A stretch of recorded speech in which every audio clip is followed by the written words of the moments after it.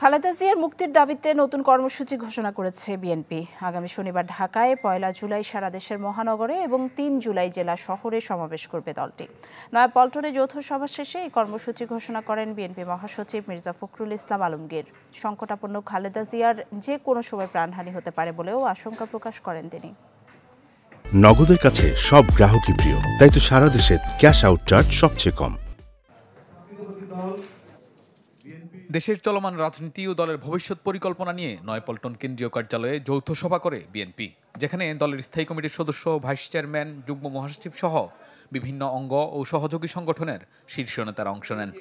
ফ্যাসিবাদী সরকার প্রায় 1 ঘন্টার সভা শেষে গণমাধ্যমের সাথে কথা বলেন বিএনপি মহাসচিব মির্জা ফখরুল ইসলাম আলমগীর। বলেন, খালেদা জিয়ার জীবন সংকটাপন্ন, যে কোনো সময় প্রাণহানি হতে পারে সাবেক প্রধানমন্ত্রীর। এ সময় তার নিঃশর্ত মুক্তির দাবিতে 3 দিনের কর্মসূচি ঘোষণা করেন তিনি।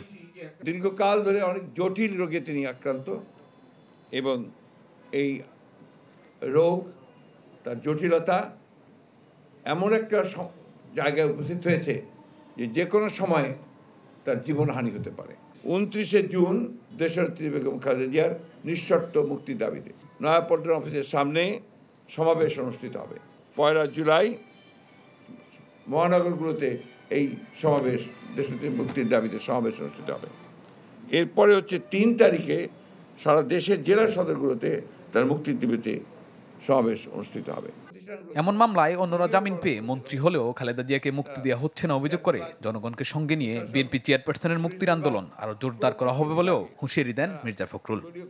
বাংলাদেশের গণতান্ত্রিক আন্দোলন প্রচণ্ড রকমের ব্যাহত হয়েছে।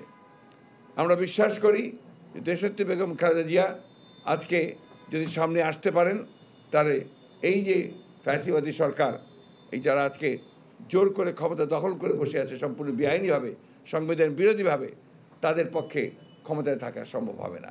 যে দেশনেত্রী বেগম খালেদা জিয়ার যে মুক্তির আন্দোলন, এই মুক্তির আন্দোলনকে আরও বেগবান করা হবে এবং এই মুক্তির আন্দোলন অত্যন্ত দৃঢ়তার সঙ্গে বাংলাদেশের জাতীয়তাবাদী দল, সেই সঙ্গে বাংলাদেশ জাতীয় দল আশা করে এর সঙ্গে দেশের আপামর জনসাধারণ তার সঙ্গে একাত্ম হবেন। এই সময় রাজধানীর ইউনাইটেড হাসপাতালে খালেদা জিয়ার চিকিৎসার সহযোগিতা না পাওয়ার বিষয়টি নিয়ে ক্ষোভ প্রকাশ করেন বিএনপি মহাসচিব।